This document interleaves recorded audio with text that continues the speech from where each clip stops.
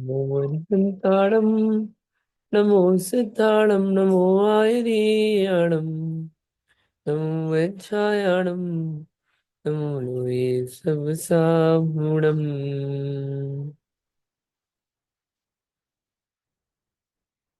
जीवम जीवम दवम जिणवर वसहेण जैन निडिठम देविंद विंद वंदम वंदे तम सबदा सिरसा।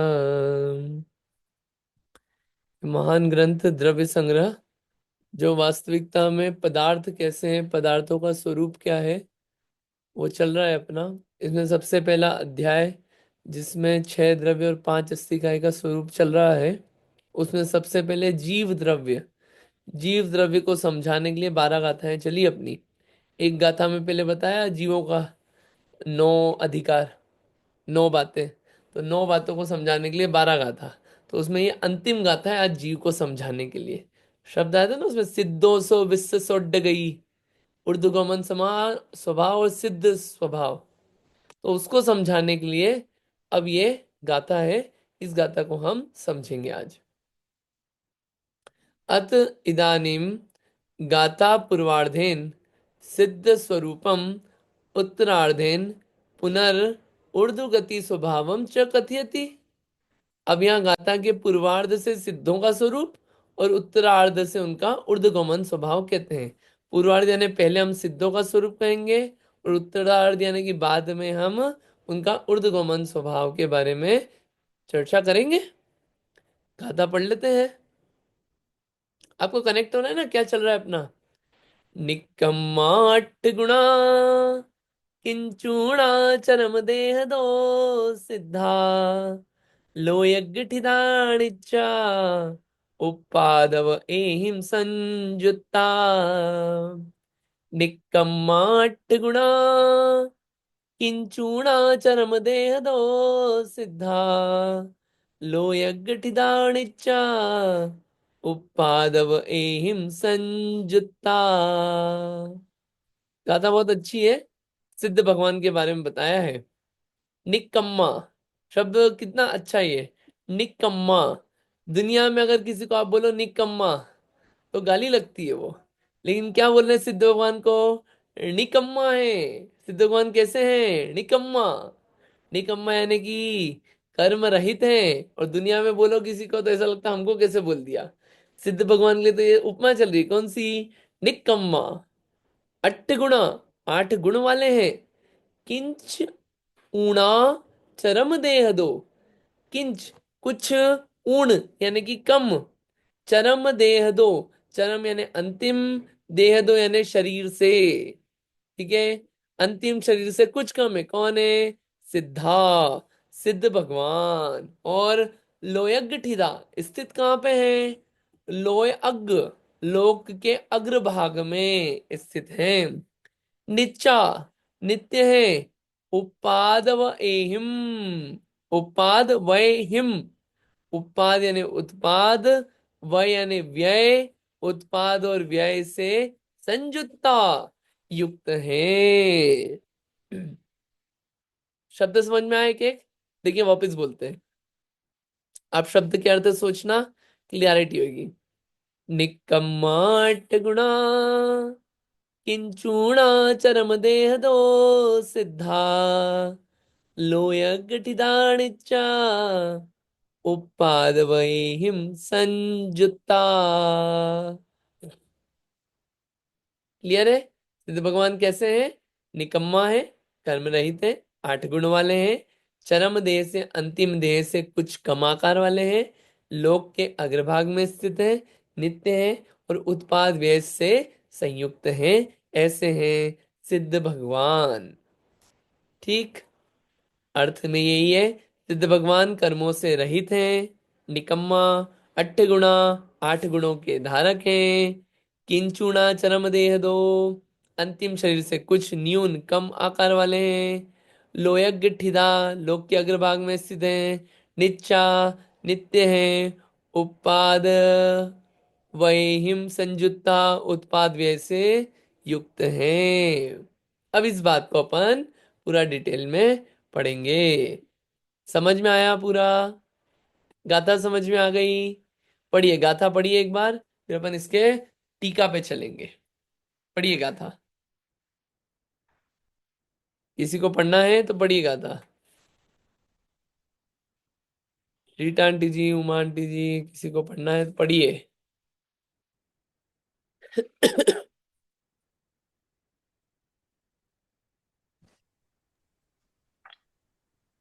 जय मैं प... जिनेन। सॉरी, गो हेड उमा बेन। ના ના તમે વાંચો પછી હું.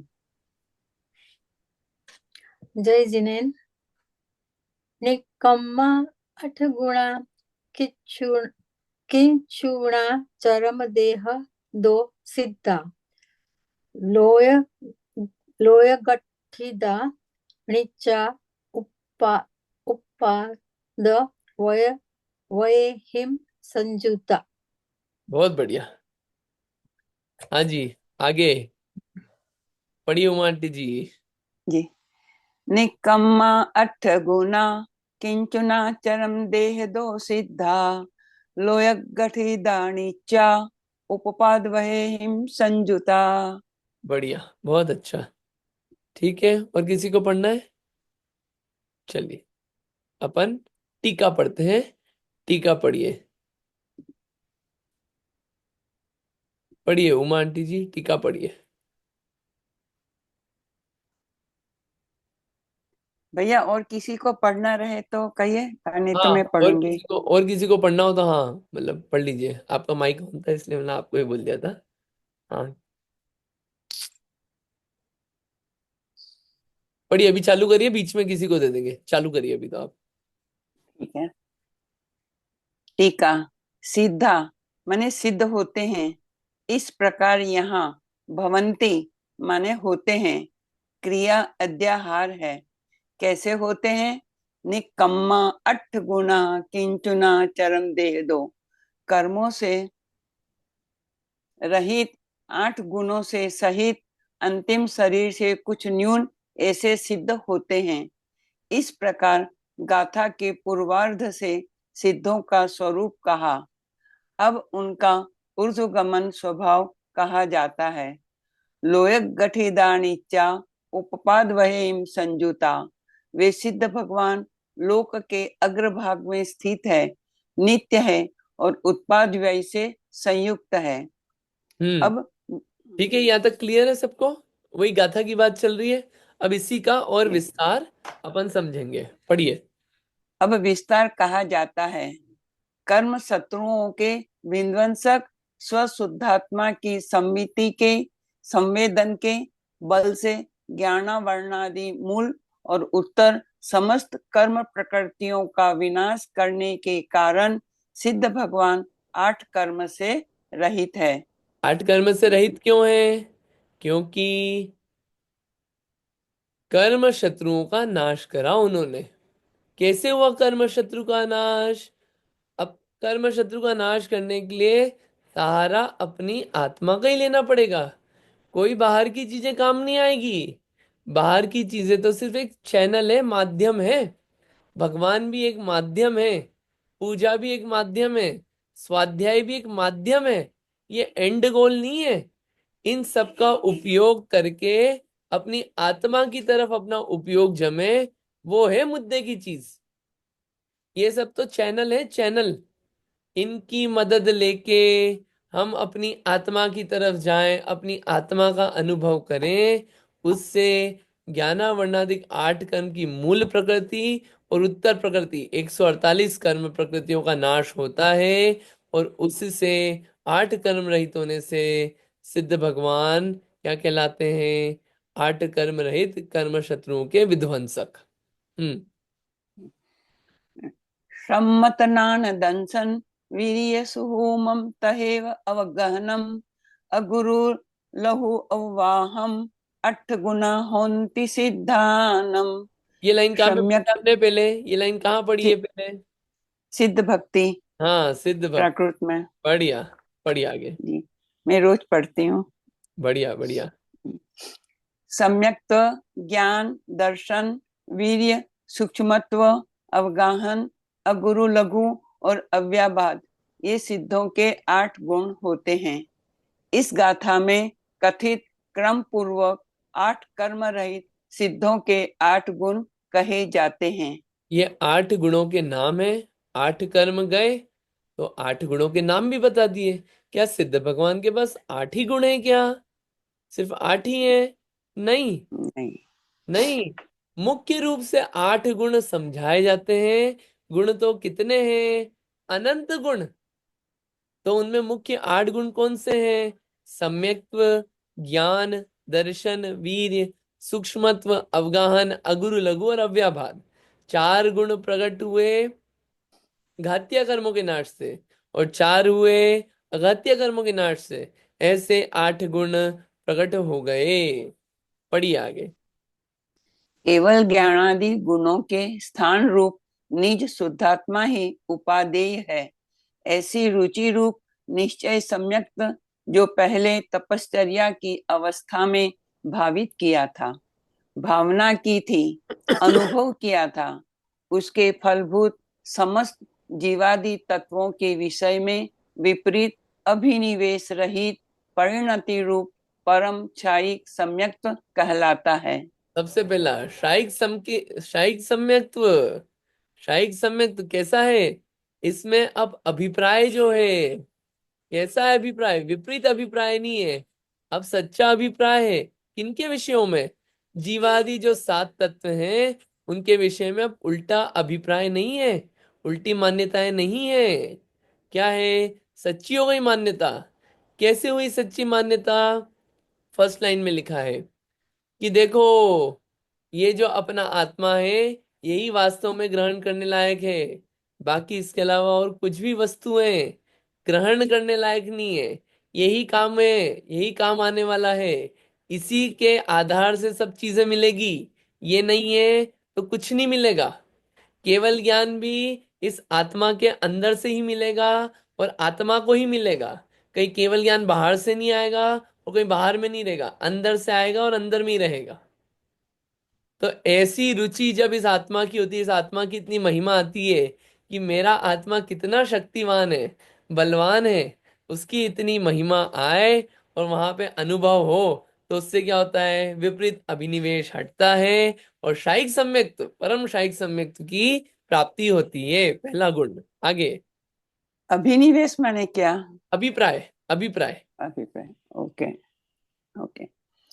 पहले छद्मस्त अवस्था में भावित किया हुआ, भावना में आया हुआ, अनुभव किया हुआ निर्विकार स्वसंवेदन ज्ञान के फलभूत युग पदों लोक और अलोक की समस्त वस्तुओं के विशेषों का ज्ञाता केवल ज्ञान है। देखिए जो कितना, नहीं नहीं, बस दूसरा हुआ ये दूसरा गुण कौन सा है? ज्ञान, अनंत ज्ञान, केवल ज्ञान। कैसे हुआ? केवल ज्ञान क्या है? युग पद लोक और अलोक की समस्त वस्तुएं, लोक भी और अलोक भी। अपन ने 3 लोक देखा है। 3 लोक के बाहर पूरा अलोकाकाश है। लोक और अलोक सबको एक साथ जानते हैं। वस्तुओं के विशेषों के ज्ञाता, विशेष यानी कि वस्तु के साथ साथ विशेष बोलते हैं पर्यायों को। विशेष बोलते हैं पर्याय को और सामान्य बोलते हैं द्रव्य को। तो एक द्रव्य की अनंतों पर्याय होती है। तो हर एक वस्तु की अनंतों पर्यायों को युगपत एक साथ जानना, यह है केवल ज्ञान। एक साथ अलग अलग करके नहीं जानना पड़ता, सब कुछ एक साथ जानने में आता है पूरा। यह है केवल ज्ञान। और ये केवल ज्ञान कैसे मिला? कि भैया जब वो छद्मस्त थे, छद्मस्त यानी कि जब ज्ञानावर्णी है तो उस अवस्था को बोलते हैं छद्मस्त। जब पूरा ज्ञान नहीं हुआ उस अवस्था में ऐसी भावना भाई, ऐसा अनुभवन हुआ। क्या हुआ? अपनी आत्मा का स्व संवेदन ज्ञान हुआ। उसके अनुभवन से उसका फल ये हुआ कि आगे के ये काम हुए केवल ज्ञान। मतलब आप देखिए द्रव्य संग्रह में हर एक चीज पे फोकस किस पे किया है? मुख्य अपनी आत्मा पे लेके जा रहे हैं कि बाहर में केवल ज्ञान चाहिए, शायिक सम्यक तो चाहिए। किसका सहारा लेना पड़ेगा? अपनी आत्मा का। उसके अलावा कुछ नहीं है सहारा। आगे। जो निर्विकल्प स्वशुद्धात्म सत्ता के अवलोकन रूप दर्शन पहले भावित किया था। उसी के फलभूत युगपद लोकालोक की समस्त वस्तुओं के सामान्य को ग्रहण करने वाला केवल दर्शन है। हाँ, केवल ज्ञान और केवल दर्शन एक साथ होता है। दर्शन होता है केवल ज्ञान और केवल दर्शन। दर्शन भी एक गुण होता है, और वस्तु को सामान्य रूप से ग्रहण करना वो कहलाता है दर्शन। तो ये केवल दर्शन भी युगपत जानता है लोक अलग अलौकिक वस्तुओं को देखना, दर्शन। अगला। आत्म स्वरूप से चलित होने का कोई कारण उत्पन्न होने पर घोर परिसह अथवा उपसर्गादि में निज निरंजन परमात्मा के ध्यान में पहले जो धैर्य का अवलंबन किया था, उसी के फलभूत अनंत पदार्थों को जानने में खेद के अभाव रूप अनंत वीर्य है। अनंत वीर्य पढ़ के ऐसा लगता है गजब है। अनंत वीर्य, अनंत शक्ति। किस बात की शक्ति? मारने पीटने की नहीं। खेद नहीं होता। इतने अनंत पदार्थों को जान रहे हैं दुनिया की, उनकी अनंत पर्यायें, अनंत अवस्थाएं जान रहे हैं, फिर भी सर भारी नहीं हो रहा है, खेद नहीं हो रहा, थक नहीं रहे हैं। क्यों? अनंत वीर्य है। और ये अनंत वीर्य प्रकट कैसे हुआ? कैसे प्रकट हुआ? कि धैर्य पहले बहुत रखा था। कैसे धैर्य रखा था? उपसर्ग आए, परिचय आए, और भी दिक्कतें आई, तो भी क्या किया? अपनी आत्मा के ध्यान में टिके रहे। अगर अपनी आत्मा का अपन थोड़ी देर भी ध्यान नहीं करते हैं, देखिए जो भी ये केवल ज्ञान होगा, भगवान बनेंगे, जो भी कार्य होंगे कर्म के नाश करने के, ये सब ध्यान पूर्वक ही होते हैं। ध्यान करे बिना ये कार्य नहीं होते। तो अपने को कम से कम बैठने की प्रैक्टिस होना चाहिए कि हम मन वचन काय को स्थिर कर पा रहे हैं कि नहीं। अभी आप वो छोड़ दो कि अरे एकदम डूब गए आत्मा में, वो नहीं बोल रहे हम। इन मन वचन काय अपने स्थिर हो रहे हैं कि नहीं? वरना ध्यान करने बैठेंगे तो कभी आसन नहीं टिक पा रहा है, कभी वचन से बोलने की आदत इतनी है कि कुछ बोलना पड़ रहा है, और मन इतना डोलता है। इन सबको पकड़ पकड़ के रखने की जितनी अपन आदत डालेंगे, उतना ध्यान में स्थिर होंगे और उतना अपने आत्मा के सन्मुख जाते हैं। ये प्रैक्टिस तो करनी पड़ती है। और ध्यान कैसे करना वो भी अंत की गाथाओं में आएगा, मंत्रों के सहारे से, अलग अलग तरीके से। ज्ञानार्णव में भी बहुत अच्छे से डिटेल में दिया है। ये सब प्रैक्टिस करने की चीजें हैं, करना चाहिए। ठीक है, अनंत वीर्य। आगे। सूक्ष्म अतीन्द्रिय केवल ज्ञान का विषय होने के कारण सिद्धों के स्वरूप को सूक्ष्मत्व कहते हैं। ये जो सिद्ध भगवान है, इनका स्वरूप कैसा है? सूक्ष्मत्व स्वरूप। सिद्ध भगवान को अपना ज्ञान नहीं जान सकता, सिर्फ केवल ज्ञान का विषय है। इसलिए कौन सा गुण प्रकट है उनको? सूक्ष्मत्व गुण होने के कारण वो केवली ज्ञान की विषय है सिद्ध भगवान। अगला। जैसे एक दीपक के प्रकाश में अनेक दीपकों का प्रकाश समा जाता है, उसी प्रकार एक सिद्ध के क्षेत्र में संकर व्यतिकर दोष बिना अनंत सिद्धों को अवकाश देने का सामर्थ्य वह अवगाहन गुण कहलाता है। संकर व्यतिकर दोष पढ़ा था लेकिन ख्याल नहीं है मुझे अभी, देख लेंगे। लेकिन इसमें मुद्दे की बात जो आई है कि जैसे एक दीपक जलाया, वाली होती है जलाते कि नहीं अपन, एक दीपक जलाया, पांच और जला दिया आसपास, और एक कम छोटी सी जगह थी। तो बताइए, वो एक ही जो प्रकाश निकल रहा है समा जाता है कि नहीं एक में दूसरा प्रकाश? कि अलग अलग करना पड़ता है? नहीं, समा जाता है उसी में, है कि नहीं? उसी प्रकार जहां पे एक सिद्ध भगवान है, उसी जगह पे दूसरे सिद्ध भगवान भी रहते हैं, सेम उतनी जगह में अनंत सिद्ध रहते हैं। ऐसा क्यों हो पाता है? उनमें अवगाहन नाम का एक महान गुण है। आगे। यदि सिद्ध सर्वथा गुरु हो तो लोहे के पिंड की भांति नीचे गिरे, और यदि सर्वथा लघु हो तो पवन से प्रेरित आक की रुई की भांति सदा उड़ते ही रहे। परंतु ऐसा है नहीं, अतः उनके अगुरु लघु गुण कहा जाता है। अगुरु लघु गुण। अगर पूरी तरीके से गुरु हो, भारी हो, लोहे के पिंड की भांति, तो नीचे गिर जाएंगे सिद्ध भगवान। और हल्के हो एकदम, तो जरा सी हवा चली उड़ गए रुई की तरह। ऐसे नहीं है, क्यों? उनमें अगुरु लघु नाम का एक गुण है, इसलिए। आगे। सहज शुद्ध स्वरूप अनुभव से उत्पन्न रागादि विभाव रहित सुखामृत का एक देश संवेदन जो पहले किया था, उसके ही फलभूत अव्याबाद अनंत सुख कहा जाता है। हाँ, ये क्या है? अनंत सुख, अव्याबाद अनंत सुख। अव्याबाद, बाधा रहित अनंत सुख है। बाधा रहित अनंत सुख, ये कौन सा है? ये आखिरी गुण है। ये कैसे मिला? इस पह- प्रकार पहले पहले अपने आत्मा के अनुभव हुआ, रागादि से थोड़ा सा हटे, तो एक देश अनुभवन हुआ था, बाद में पूरा अनुभवन हुआ। आगे। इस प्रकार मध्यम रुचि युक्त शिष्य के लिए सम्यक्तवादी 8 गुणों का कथन किया। हाँ, ये अट्ठ गुणा शब्द को समझाया है पूरा इतने में। मध्यम रुचि शिष्य यानी कि जिनको बहुत ज्यादा विस्तार से भी नहीं जानना है, बहुत ज्यादा शॉर्ट में भी नहीं जानना है, तो उस हिसाब से सामान्य रूप से लिख के बता दिया कि 8 गुण कैसे कैसे होते हैं सिद्ध भगवान के। कम से कम ये अपने को याद होना चाहिए। जब आप सिद्ध भगवान की पूजा करो, तो 8 गुणों के नाम बोल के अर्घ चढ़ाना चाहिए। याद भी रहेंगे, इन गुणों की महिमा आएगी, कितने गजब के गुण हैं। ठीक है, बढ़िया। और कोई पढ़िए अब आगे। किसी को पढ़ना है? पढ़िए, पढ़िए नीतू दीदी। ओके। और पढ़ रहा था क्या? वो भी पढ़ सकते हैं। आपका आवाज आ रही है आज मेरी? आवाज आ रही है लेकिन एको कर रही है। अच्छा, मैं एकदम विस्तार रुचि शिष्य के लिए विशेष भेद नय से निर्गतित्व, गति रहितपना, निरेंद्रियत्व, इंद्रिय रहितपना, निष्कायत्व, शरीर रहितपना, निर्योगत्व, योग रहित पद, निर्वेदत्व, वेद रहितपना, निष्कषाय तत्व, कषाय रहितपना, निर्नाम तत्व, निर्नामत्व।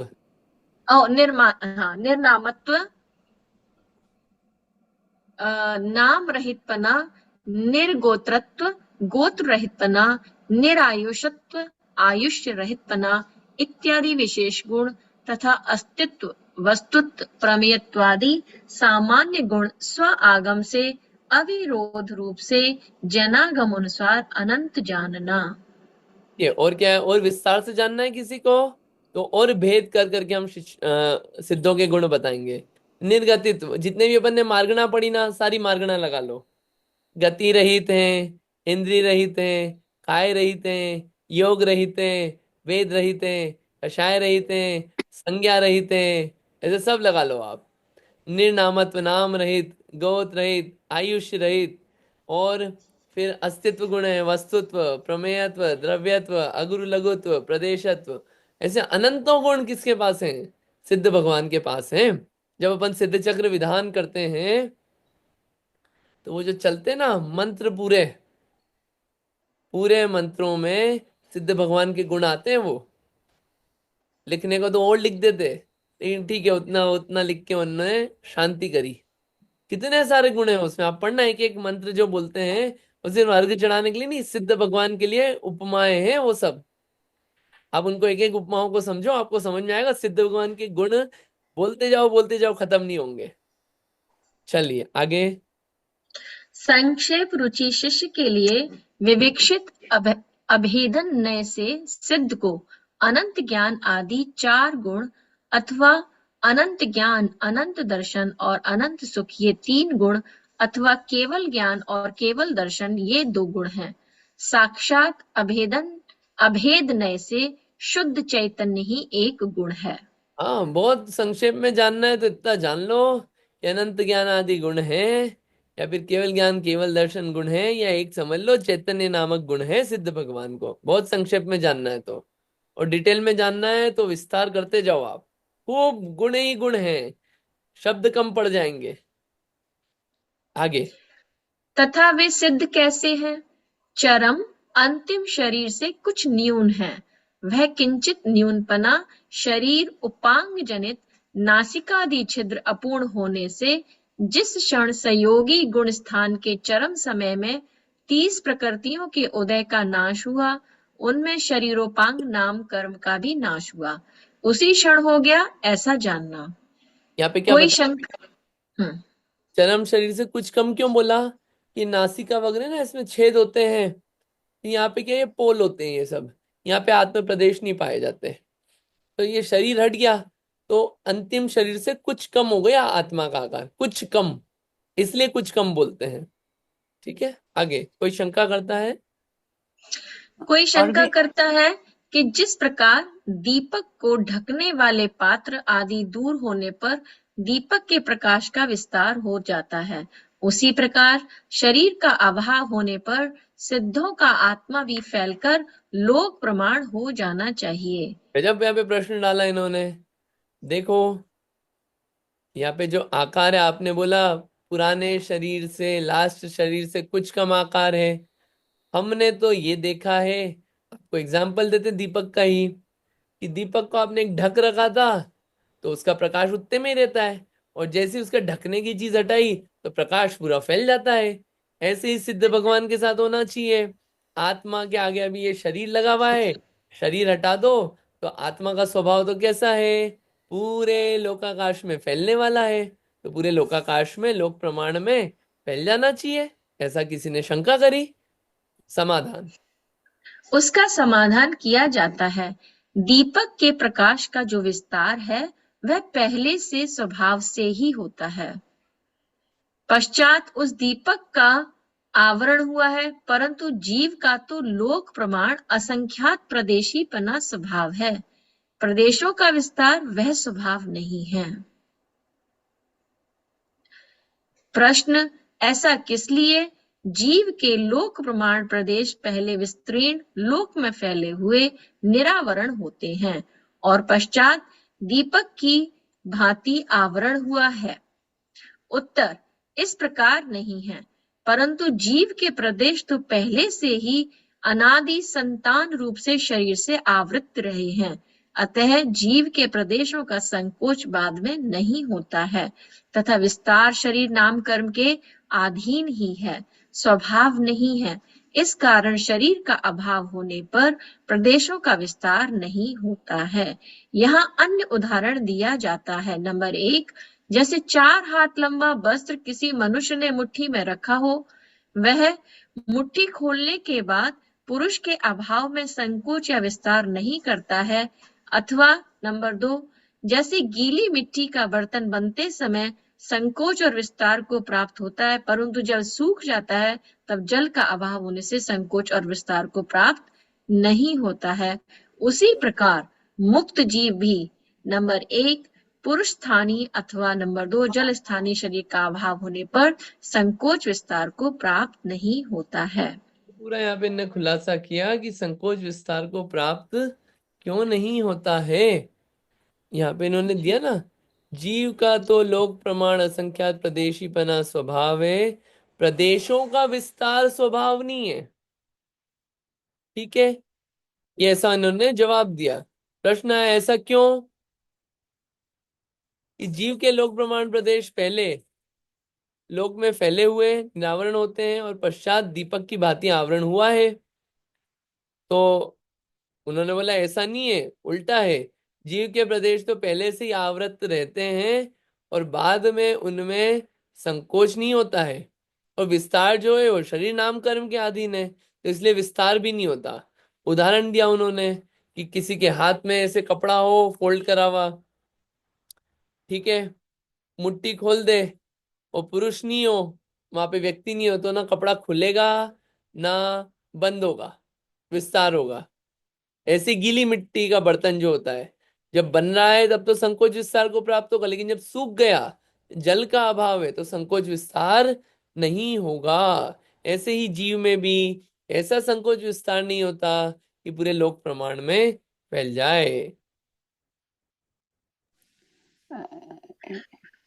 इस कोई कहता है कि जीव जहां मुक्त होता है वहां ही रहता है उसका निषेध करने के लिए पूर्व के प्रयोग से असंग होने से, बंध का छेद होने से तथा गति परिणाम से इन चार हेतुओं द्वारा तथा कुम्हार के घूमते हुए चाक की भांति जिसका मिट्टी का लेप दूर हुआ है, ऐसी तुम्बी की भांति, एरंड के बीज की भांति और अग्नि की शिखा की भांति इन चार दृष्टांतों द्वारा जीव को स्वभाव से ही ऊर्ध्वगमन जानना, और वह ऊर्ध्वगमन लोक के अग्रभाग तक ही होता है, उससे आगे नहीं होता, क्योंकि धर्मास्तिकाय का आगे अभाव है।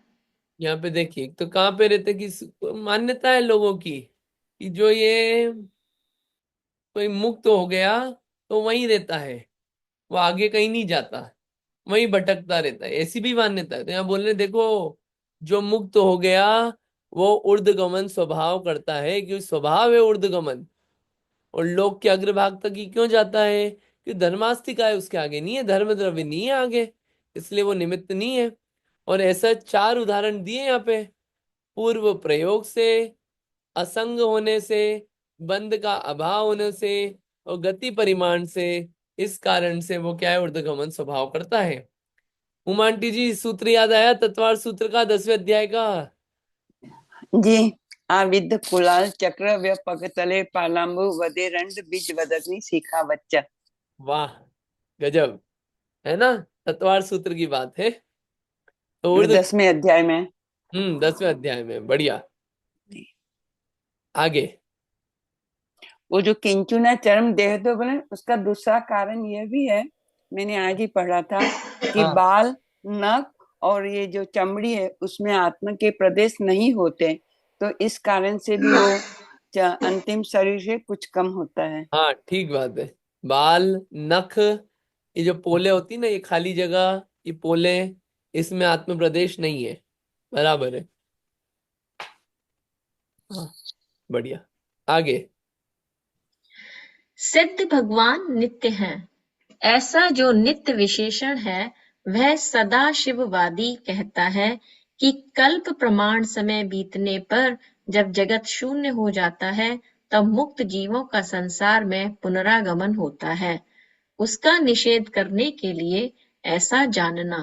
सिद्ध सदाशिव, भग सदाशिव नाम का एक मत है, वो मानते हैं कि देखो, ये मुक्त हो गए, लेकिन कुछ समय बीतेगा, और उसके बीतने के बाद मुक्त जीवों को वापस आना होगा धरती पर, पुनः आगमन होता है। इसलिए बोला नित्या है सिद्ध भगवान, एक बार सिद्ध बन गए तो वापस लौट के नहीं आएंगे, अब हम वहीं रहेंगे आनंद में। ये क्लैरिटी दी है, ठीक है। सिद्ध भगवान का एक विशेषण उत्पाद व्यय संयुक्तपना है, वह सर्वथा अपरिणामीपने का निषेध करने के लिए है। हाँ, उत्पाद तथा व्यय संयुक्त बोला, क्यों बोला? उत्पाद व्ययहिम संयुक्ता बोला ना, क्यों बोला ऐसा? उत्पाद यानी कि उत्पत्ति, व्यय यानी कि नाश। कोई समझे सिद्ध बन गए तो अब तो डेड हो गए, सिद्ध बन गए तो अब तो कुछ नहीं है उनके जीवन में। अरे भैया, अभी भी उत्पाद व्यय है पर्याय में, हर समय, हर समय नवीन पर्याय की उत्पत्ति, पुरानी पर्याय का नाश, और सुख हर समय बढ़ता ही जा रहा है, सुख की क्वालिटी भी बढ़ती जाती है। तो अपरिणामी नहीं है कि अरे हम निष्क्रिय हो गए, नहीं, वहां पे आनंद चलता रहता है उनके गुणों का।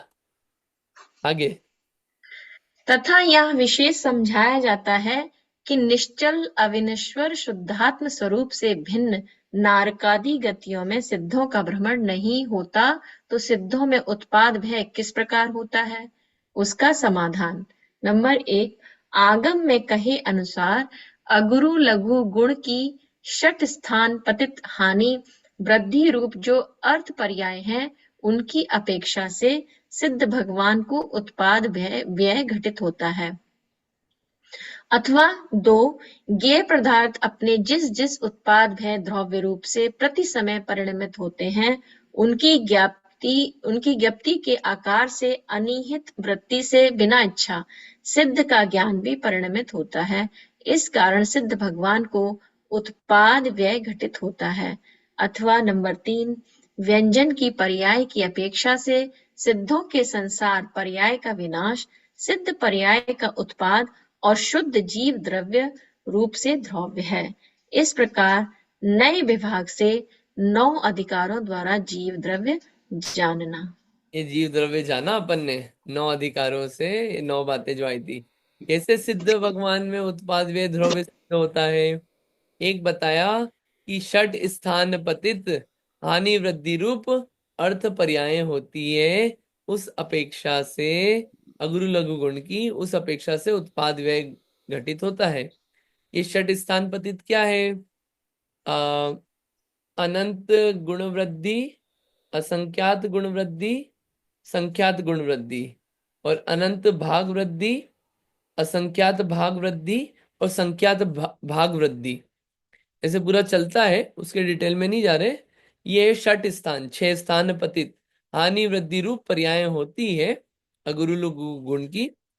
दूसरा है ये पदार्थ अपने जिस जिस उत्पाद व द्रव्य रूप से प्रति समय परिणमित होते हैं, उनकी ज्ञप्ति के आकार से सिद्ध का ज्ञान भी परिणमित होता है। कि जो पदार्थ जानने में हो रहे हैं, आ रहे हैं, उनमें भी परिणमन हो रहा है हर समय। तो उस अपेक्षा से भी जो सिद्ध भगवान का ज्ञान जो जान रहा है, ज्ञान की पर्याय बन रही है, उसमें भी तो उत्पाद व्यय द्रव्य हो रहा है। और देखो आप, मोटी पर्याय, व्यंजन पर्याय यानी कि मोटी पर्याय कैसे, मैं इसको अभी इस तरीके से समझा रहा हूं मैं। कैसे कि संसारी पर्याय का विनाश हुआ तब भी जीव थे, सिद्ध पर्याय की उत्पत्ति हुई तब भी जीव है, और जीव द्रव्य तो बना रहा, इसलिए उत्पाद व्यय द्रव्य सिद्ध अवस्था में भी है। ऐसे 3 कारणों से उत्पाद व्यय द्रव्य सिद्ध होता है। ठीक है। अब यहाँ पे ये तो ये बात हुई। अब इसके आगे और कुछ थोड़ी और बातें चलेंगी विस्तार से, और समझ में आएगी। हाँ जी, कोई और पढ़ना चाहता है कि आप में से? तो पढ़िए। मैं पढ़ूं? हाँ जी, पढ़िए प्लीज। इस प्रकार नए विभाग से 9 अधिकारों द्वारा जीव द्रव्य जानना, अथवा वही जीव बहिरात्मा, अंतरात्मा और परमात्मा के भेद से 3 प्रकार का है। वह इस प्रकार स्वशुद्धात्मा संवित्ति से उत्पन्न वास्तविक सुख से प्रतिपक्षभूत इंद्रिय सुख में आसक्त जीव बहिरात्मा है, और उससे विलक्षण जीव अंतरात्मा है, अथवा देह रहित निज शुद्धात्मा द्रव्य की भावना जिसका लक्षण है। ऐसे वेद ज्ञान से रहित होने से देहादि पर द्रव्यों में एकत्व भावना रूप परिणमित जीव बहिरात्मा है, उससे प्रतिपक्ष भूत अंतरात्मा है, अथवा है और उपादेय का विचार करने वाला चित्त निर्दोष परमात्मा से भिन्न रागादि दोष और शुद्ध चैतन्य लक्षण आत्मा, इन तीनों का तथा वीतराग सर्वज्ञ प्रणीत अन्य पदार्थों का, जिसे परस्पर सापेक्ष नए विभाग से श्रद्धा और ज्ञान नहीं है, वह बहिरात्मा है। उससे विरुद्ध अंतरात्मा है। इस प्रकार बहिरात्मा और अंतरात्मा का लक्षण जानना। ये समझ में आया होगा। 3 प्रकार की आत्मा होती है, जीव को और समझा रहे हैं। 3 प्रकार की आत्मा है, बहिरात्मा, अंतरात्मा और परमात्मा। ठीक। उसमें जो इंद्रिय सुख में आसक्त है, और इंद्रिय सुख में आसक्त है, तो जो सुख अपनी आत्मा के अनुभवन से मिलता है, उसमें आसक्ति बिल्कुल नहीं है। वो कैसा है? बहिरात्मा, जो इंद्रिय सुख में ही लगा हुआ है। और जो उससे ऑपोजिट, इंद्रिय सुख के अलावा अपनी आत्मा के सुख में जो जिसका उपयोग है, वो अंतरात्मा। ठीक है। या फिर ये कहें, जिसमें अपने आत्म द्रव्य की भावना है, वो अंतरात्मा, जिसका अंतर में उपयोग है। ठीक है। और जो है उपादेय का विचार करने वाला है कि मेरे लिए क्या छोड़ने लायक है, क्या ग्रहण करने लायक है, कौन सा द्रव्य ग्रहण करना, कौन सा दूर करना, किसको जानना, किसको अपना मानना, ये जिसके चित्त में है। और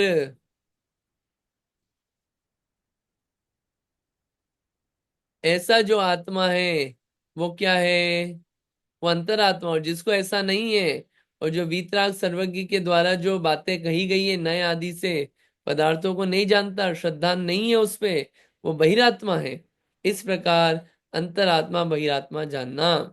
जो मिथ्या दृष्टि वो सब बहिरात्मा, और जो परमात्मा नहीं बने और क्या है, सम्यक दृष्टि हो गए। क्यों? क्योंकि अपनी आत्मा में अच्छा लगता है उनको, उपयोग उधर है, वो क्या कहलाते हैं? अंतरात्मा।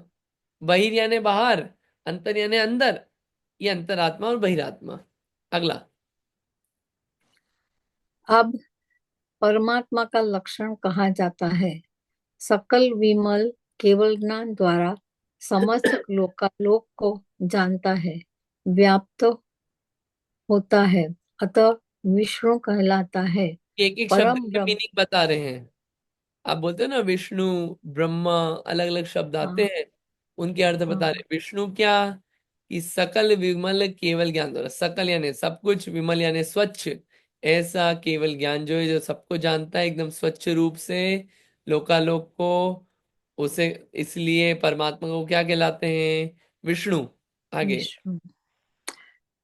परम ब्रह्म नामक निज शुद्धात्मा की भावना से उत्पन्न सुखामृत द्वारा तृप्त होने से उर्वशी, रंभा, तिलोत्तमा आदि देव कन्याओं द्वारा भी जिसका ब्रह्मचर्य व्रत खंडित नहीं होता, वह परम ब्रह्म कहलाता है। परम ब्रह्म, ब्रह्म भी नहीं, परम ब्रह्म। ब्रह्म यानी कि आत्मा, जो पूरी तरीके से आत्मा का ही होके रह गया, वो परम ब्रह्म, ऐसे परमात्मा को कहते हैं। कोई भी आ जाए, उर्वशी आ जाए, रंभा आ जाए, तिलोत्तम आ जाए, कोई भी देवकन्या आ जाए, एक से एक सुंदर, उनका ब्रह्मचर्य खंडित नहीं होगा। ऐसे परमात्मा जो है वो क्या कहलाते हैं? परम ब्रह्मा। केवल ज्ञानादि गुण रूप ऐश्वर्य सहित होने के कारण देवेंद्र आदि भी उस पद की अभिलाषा करते हुए जिनकी आज्ञा मानते हैं, उन्हें ईश्वर नाम होता है। ईश्वर नाम, क्योंकि ऐश्वर्य है उनके पास। कौन सा ऐश्वर्य? सांसारिक नहीं, केवल ज्ञान आदि गुणों का ऐश्वर्य है, इसलिए उनको क्या बोलते हैं? ईश्वर। ईश्वर। आगे। केवल ज्ञान सबसे वाच्य, सु अर्थात उत्तम, गत अर्थात ज्ञान जिसको है वह सुगत है, अथवा जिसने शोभायमान अविनश्वर मुक्ति पद को प्राप्त किया है, वह सुगत है। सुगत है, क्योंकि केवल ज्ञान कैसा है? उत्तम है, उत्तम ज्ञान है, इसलिए सुगत भी कहते हैं परम परमात्मा को। ये सब भगवान के विशेषण चल रहे हैं। आपने सहस्त्र नाम में भी देखा होगा, और सिद्ध चक्र विधान में आखिरी पूजा में भी आते हैं ये सब नाम, मिलेंगे आपको। शिवम परम कल्याणम निर्वाणम ज्ञानम शिवम प्राप्तम मुक्तिपदम येन स शिव परिकीर्तितः। हम्म। शिव अर्थात परम कल्याण, निर्वाण और अक्षय ज्ञान रूप मुक्ति पद को जिसने प्राप्त किया है, वह शिव कहलाता है। इस श्लोक में कथित लक्षण युक्त शिव है। काम क्रोधादि दोष का जय करने से अनंत ज्ञानादि गुण सहित वह जीन है, इत्यादि परमागम में कहे गए कहे हुए 1008 नामों से वाच्य परमात्मा जानना। परमात्मा को 1008 नाम, सहस्त्र नाम से आप जान सकते हो। हम्म। शिव यानी कल्याण करने वाले, ठीक है।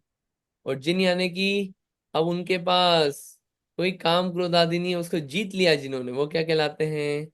जिन। पढ़िए। इस प्रकार इन त्रिविध आत्माओं में मिथ्या दृष्टि भव्य जीव में बहिरात्मा व्यक्त रूप से रहता है, अंतरात्मा और परमात्मा ये दो शक्ति रूप से रहते हैं और भावी नैगम नय की अपेक्षा से व्यक्ति व्यक्ति रूप से भी रहते हैं। कितनी अच्छी बात है, अभव्य जीव। कितनी अच्छी बात कही इसमें। तीन आत्माएं बोली, भले ही अभी मिथ्या दृष्टि है, हम बहिरात्मा हैं, तो भी शक्ति रूप से कैसे हैं हम? अंतरात्मा और परमात्मा है, शक्ति रूप से अपन प्रकट नहीं हुआ, लेकिन वो शक्ति है अंदर।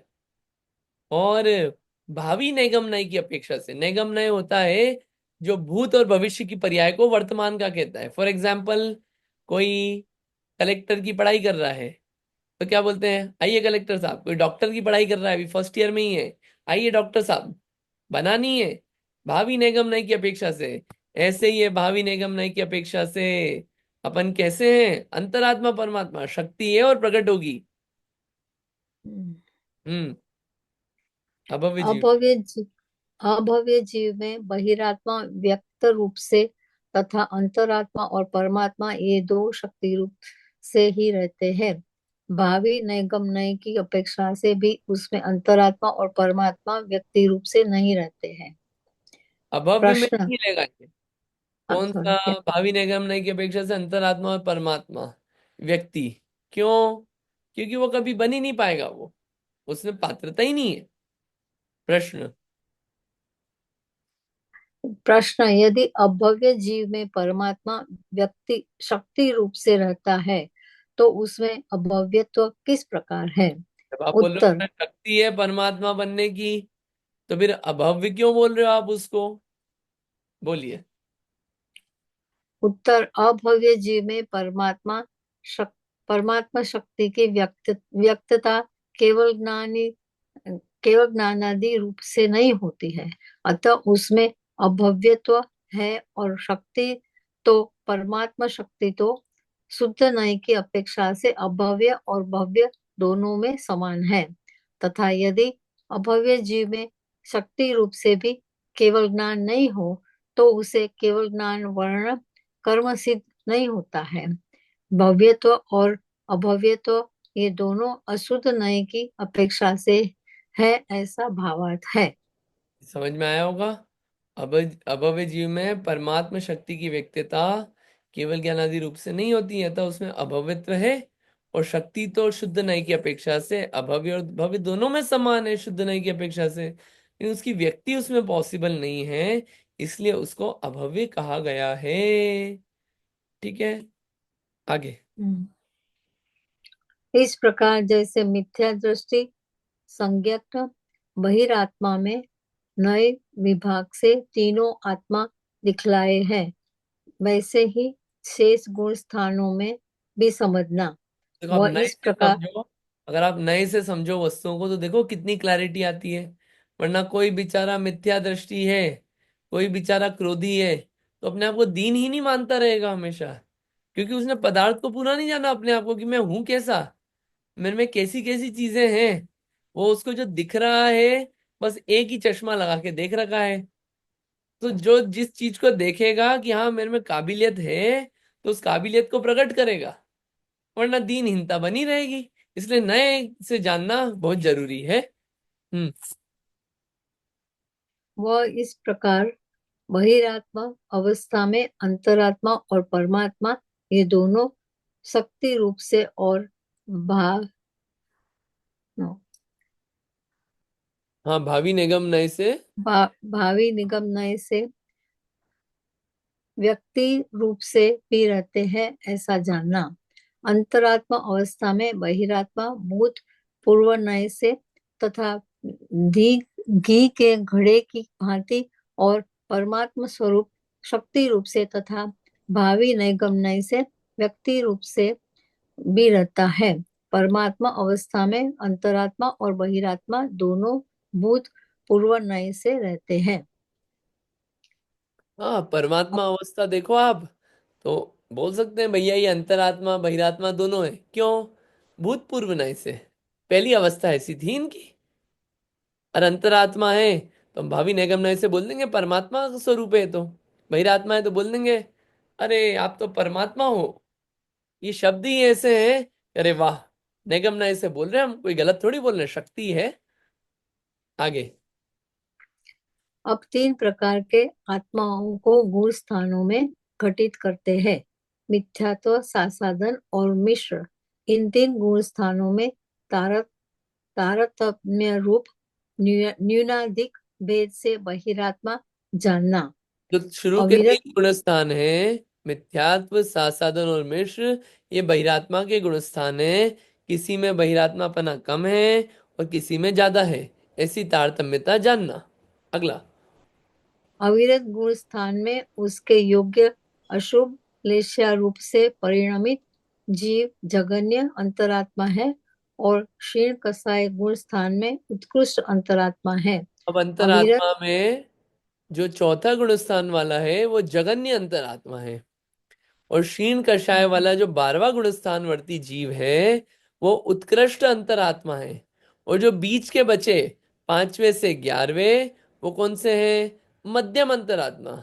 ये जगन्य उत्कृष्ट मध्यम किस बेसिस पे किया?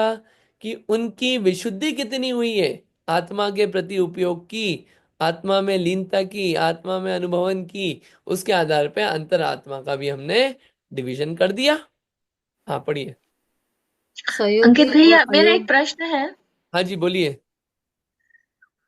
तो इसमें हम किस तरह से जानेंगे, जैसे कि यदि आपने जैसे बोला ना कि इसमें जो अभी आया, तो यदि क्रोधी है कोई व्यक्ति, तो हम्म। निश्चय से हम यही समझ लें कि ये भी भव्य आत्मा कभी बनेगी परमात्मा, तो उसको जो क्रोध है, जो आत्मा भी है, जो आ, कषाय आदि से ही ऐसी बनी हुई है, लेकिन अंतर में वो परमात्मा, उसे घृणा ना करें फिर। हम्म। क्योंकि क्या है, देखिए आप उस जीव को अगर आप सब एंगल से देखेंगे, क्रोध अवस्था कैसी है? कर्म जनित है और सरकमस्टेंसेस जनित है बहुत सारी, ठीक है। और वो क्या है? विनश्वर है, पर्याय है। और उसको उस व्यक्ति का कहना कि ये व्यक्ति क्रोधी है, ये कौन से नए से बोल रहे हो आप? अशुद्ध नए से उसको क्रोधी बोल रहे हो आप। अब उसकी वास्तविकता पे जाओ अंदर कोर में, कि शुद्ध न इसे ये जीव है, क्रोध तो इस अवस्था में है कर्म के द्वारा, कर्म अवस्था वाली हटेगी कभी ना कभी, और या हटेगी इसका, या नहीं भी हटी है अभी, तो इसकी वास्तविक में जो द्रव्य है वो तो शुद्ध है, प्योर है। तो उस एंगल को भी देखो। तो जो व्यक्ति है, जब अपन नए से देखेंगे तो पर्यायों को पकड़ के अपन जज नहीं करेंगे किसी को, उसका एक अंदर का कोर भी देखेंगे, कि यहाँ पे शुद्ध अशुद्ध नए जानने का फायदा होता है। आई होप तो थोड़ा। इससे या इससे फिर ये समझ में आया कि ये जो हमारे राग और द्वेष और मोह की जो तीव्रता होती है, उसमें भी कमी आ जाएगी फिर, हम इस तरह से अगर हम इसको देखना शुरू कर देंगे तो। हाँ ये तो, ये सारे जो आगे आप सार पढ़ोगे ना, वो यही बोलते हैं कि आप पर्यायों में उलझे रहते हो, पर्यायों को ही सब कुछ मान लेते हो, शुद्ध द्रव्य पे फोकस नहीं करते हो, इसलिए सब ये उठापटक है। जहां पर्यायों पे ना अटक के उसकी शुद्धता भी देखोगे, साथ में देखते जाओ, तो शांति आएगी। पर्याय से अपने आप को मत गिनो या किसी को भी, पर्याय ने अवस्थाओं से। हम्म। ये या अवस्था है तो विनश्वर है ना, हमेशा नहीं रहेगी, जो हमेशा रहेगा उस पर फोकस करो आप। नहीं, इन जनरल क्या होता है, जो लोग व्यवहार में हम किसी व्यक्ति के विशेष गुण को, नॉट कंपल्सरी कि क्रोध से ही चारों कषाय में से किसी भी कषाय से हम कह देते हैं कि ये बहुत लोभी है या क्रोधी है, और हम उसका अवलोकन वैसे ही करने लग जाते हैं। तो इसका मतलब हमारी अभी दृष्टिकोण चेंज रहना चाहिए कि ये उसकी पर्याय की अवस्था या कषायों की तीव्रता इस तरह से है, अंतर में तो वो भी शुद्धात्मा है। हाँ, और अपन ने तो एक्चुअली क्या है, अपन ने एक दृष्टिकोण बना लिया किसी का पॉइंट ऑफ व्यू। वो जीव तो हो सकता है अगले ही क्षण में वो सब क्रोध रोध को खत्म करके नॉर्मल हो जाए। अपन ने तो लाइफ टाइम के लिए पॉइंट ऑफ व्यू बना लिया, तो अपनी दृष्टि तो मैली हो गई। ये भी हाँ, रहती है। हाँ। जैसे कई मुनिराज होते थे, कोई बेचारा कोई चोरी कर रहा था, किसी ने बना लिया ये तो चोर है, और अगले ही क्षण में भैया केवल ज्ञान हो गया। बताओ, है क्या हो जाती है चीजें? मतलब वो पर्याय हम्म। कितनी पॉइंट ऑफ व्यू बना ले तो बहुत तकलीफ वाला काम है। जी, थैंक यू। यस। हाँ पढ़िए आगे। सहयोगी और अयोगी गुण स्थान में विवक्षित एक देश शुद्ध नय की अपेक्षा से सिद्ध सदृश परमात्मा है, और सिद्ध तो साक्षात परमात्मा है। हाँ, सिद्ध साक्षात परमात्मा है, संयोग अयोग केवली, ऐसे दो परमात्मा है। ये सॉरी 13वें गुणस्थान वाले और सिद्ध भगवान। ये क्या है? परमात्मा, सकल परमात्मा और निकल परमात्मा। यहाँ बहिरात्मा है उपादेय भूत अंतर सुख अनंत सुख का साधक होने से अंतरात्मा उपादेय है, और परमात्मा तो साक्षात उपादेय है, ऐसा अभिप्राय है। अब हमने जान लिया बहिरात्मा, अंतरात्मा, परमात्मा, क्या करें? देखो बहिरात्मा पना तो छोड़ने लायक है, इससे कोई काम नहीं होएगा। अंतरात्मा की बनने बनो, अंतरात्मा बन के उसी पे मत बैठे रहो। अंतरात्मा बन के परमात्मा पना बनना और वहीं टिके रहना, वो मुद्दे की चीज है। तो अपने को ये गोल पता चलता है इससे। आगे पढ़िए। इस प्रकार षट द्रव्य पंचास्तिक काय के प्रतिपादक प्रथम अधिकार में नमस्कार गाथादि 14 गाथाओं द्वारा 9 अंतर अंतरस्थलों द्वारा जीव द्रव्य के कथन रूप से प्रथम अंतराधिकार पूर्ण हुआ। बढ़िया। ये अपनी 14वीं गाथा पूर्ण हुई। यहां तक पूरा जीव द्रव्य, ये जो गाथा चली थी ना अपनी, जीवो उवो जी। गमो अमुत्तिकत्ता सदेह परिमाणो भोक्ता संसारत्थो सिद्धोसो विश्व सोड गई। ये दूसरी नंबर की गाथा समझाने के लिए 14वीं गाथा तक आचार्य ने पूरा समझाया है। और ये गाथा इसलिए लिखी थी कि मंगलाचरण में सबसे पहला शब्द लिखा था जीवम जीवम दवम, तो उस जीव को समझाने के लिए ये बातें लिखी। अब जीव की कहानी हो गई। अब शिष्य बोलता है भैया एक कहानी तो हो गई, अब अगली कहानी बताओ। दूसरा शब्द है अजीब, अजीब समझाओ। अब अजीब समझाएंगे आचार्य, और उससे वापस चालू होगी कहानी। तो पूरा जीव का मतलब, इसको आप वापस से पढ़ना जितना अपन ने पढ़ा है सारे नए द्वारा। अपन ने फिर भी थोड़ा फास्ट लिया है, इसको आप स्वयं से पढ़ना। क्वेश्चंस पूछते रहना आप ग्रुप में, भले ही पुराना पूछो, आप ग्रुप में पोस्ट कर सकते हैं। दूसरा, अभी 21 से लगा के 29 तक आपको ये रिवाइज करना है अच्छे से और याद करना है। मतलब बहुत क्रीम चीजें लाइफ की। और इसमें 70-80 प्रश्न दूंगा मैं, वो आपको प्रश्न सॉल्व करना है व्यवस्थित लिख के अच्छे से सॉल्व करना है। तो आपकी पढ़ाई अच्छे से हो जाएगी इस चीज की। ठीक है, इतना तो अपन। उस दिनों में हमारा क्लास नहीं होगा क्या भैया? 21 से 29 नहीं, आप स्वयं से पढ़िए, मैं चाह रहा हूँ उस समय। अच्छा ठीक है। क्या ये 14 और गाथा हुई है, गाथाएं याद करो आप लोग। इसको वापस से गाथा और टीका को पढ़ो आप लोग। इसमें अंडरलाइन कर करके क्वेश्चंस रखिए कि भैया ये क्वेश्चन, ये बात समझ में नहीं आई, इसलिए टाइम देना चाह रहे हैं। अपने को जल्दी नहीं भागना है। बहुत अच्छी चीजें हैं ये सब। और क्वेश्चंस आपको मिलेंगे सॉल्व करने के, तो आप स्वयं से 7-8 दिन आराम से इत्मीनान से बैठ के क्वेश्चन सॉल्व करिए, याद करिए, तो चीजें सब अच्छी होगी। फिर क्या आगे और पढ़ेंगे और मजा आएगा, इसलिए।